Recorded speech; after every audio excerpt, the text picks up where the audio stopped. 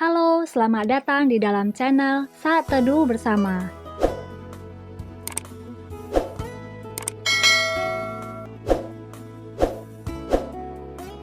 Mari kita mulai membaca bersama janji iman atau Promise of Faith terlebih dahulu.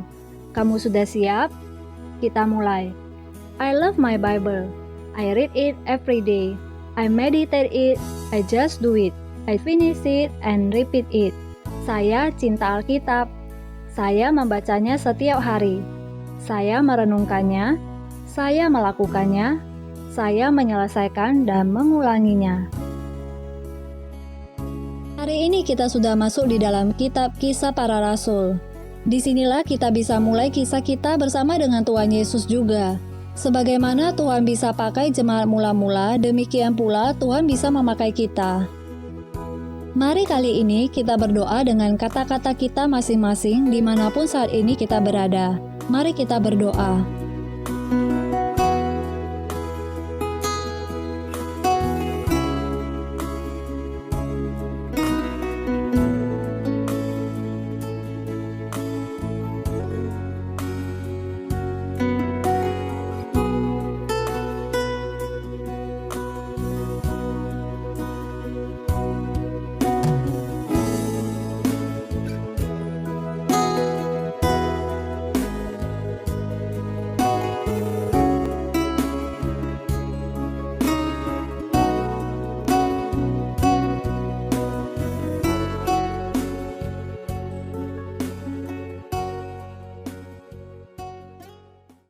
Kisah Para Rasul pasal 11. Petrus mempertanggungjawabkan baptisan Kornelius di Yerusalem. Rasul-rasul dan saudara-saudara di Yudea mendengar bahwa bangsa-bangsa lain juga menerima firman Allah. Ketika Petrus tiba di Yerusalem, orang-orang dari golongan yang bersunat berselisih pendapat dengan dia. Kata mereka, "Engkau telah masuk ke rumah orang-orang yang tidak bersunat dan makan bersama-sama dengan mereka." Tetapi Petrus menjelaskan segala sesuatu berturut-turut, katanya, "Aku sedang berdoa di kota Yope. Tiba-tiba rohku diliputi kuasa ilahi, dan aku melihat suatu penglihatan.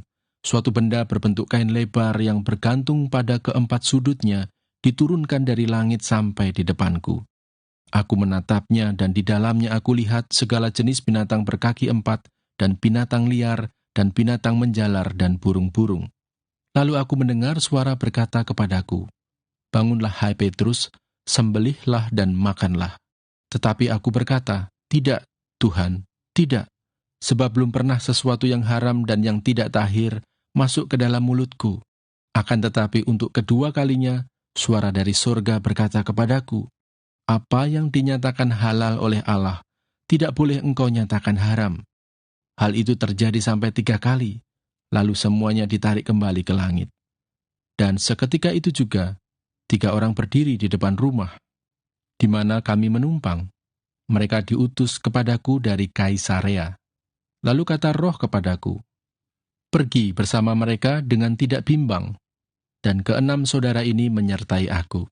Kami masuk ke dalam rumah orang itu, dan ia menceritakan kepada kami bagaimana ia melihat seorang malaikat berdiri di dalam rumahnya dan berkata kepadanya, 'Suruhlah orang ke Yope untuk menjemput Simon yang disebut Petrus. Ia akan menyampaikan suatu berita kepada kamu yang akan mendatangkan keselamatan bagimu dan bagi seluruh isi rumahmu.'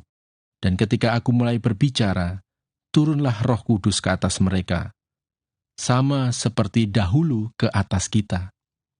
Maka teringatlah aku akan perkataan Tuhan, 'Yohanes membaptis dengan air, tetapi kamu akan dibaptis dengan Roh Kudus.'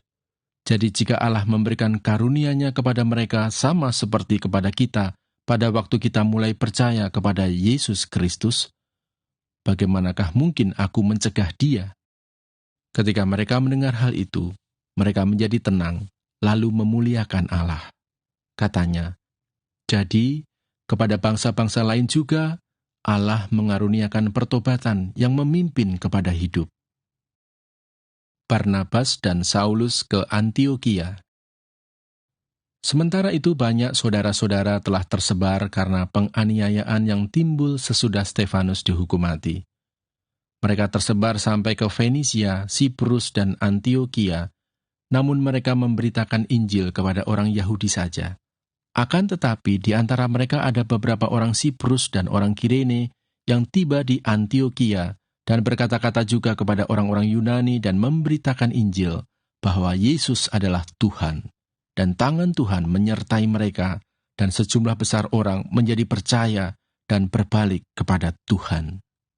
Maka sampailah kabar tentang mereka itu kepada jemaat di Yerusalem, lalu jemaat itu mengutus Barnabas ke Antioquia. Setelah Barnabas datang dan melihat kasih karunia Allah, bersukacitalah ia. Ia menasihati mereka supaya mereka semua tetap setia kepada Tuhan, karena Barnabas adalah orang baik, penuh dengan Roh Kudus dan iman. Sejumlah orang dibawa kepada Tuhan. Lalu pergilah Barnabas ke Tarsus untuk mencari Saulus, dan setelah bertemu dengan dia, ia membawanya ke Antioquia. Mereka tinggal bersama-sama dengan jemaat itu 1 tahun lamanya sambil mengajar banyak orang. Di Antioquialah, murid-murid itu untuk pertama kalinya disebut Kristen. Pada waktu itu datanglah beberapa nabi dari Yerusalem ke Antioquia. Seorang dari mereka yang bernama Agabus bangkit dan oleh kuasa roh ia mengatakan bahwa seluruh dunia akan ditimpa bahaya kelaparan yang besar. Hal itu terjadi juga pada zaman Claudius. Lalu murid-murid memutuskan untuk mengumpulkan suatu sumbangan sesuai dengan kemampuan mereka masing-masing dan mengirimkannya kepada saudara-saudara yang diam di Yudea. Hal itu mereka lakukan juga, dan mereka mengirimkannya kepada penatua-penatua dengan perantaraan Barnabas dan Saulus. Pembacaan firman Tuhan sudah selesai. Yuk ambil waktu sejenak untuk merenungkan kembali firman yang sudah kita baca.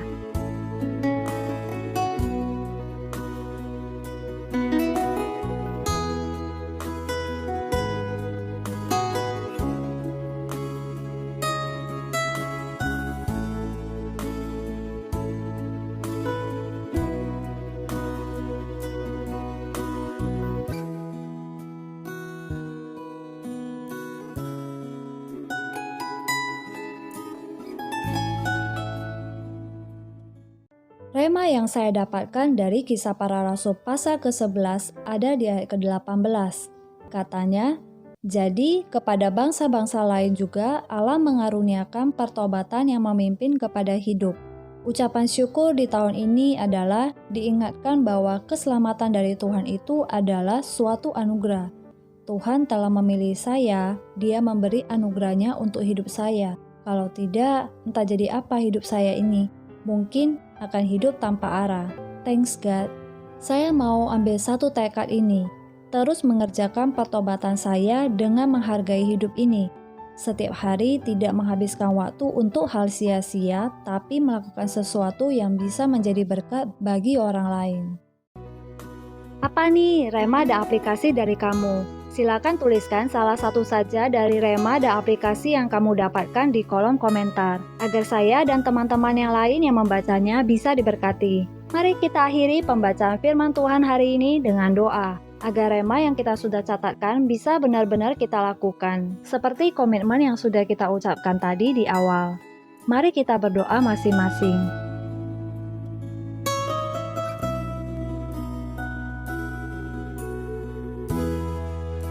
Sampai ketemu lagi. God bless you.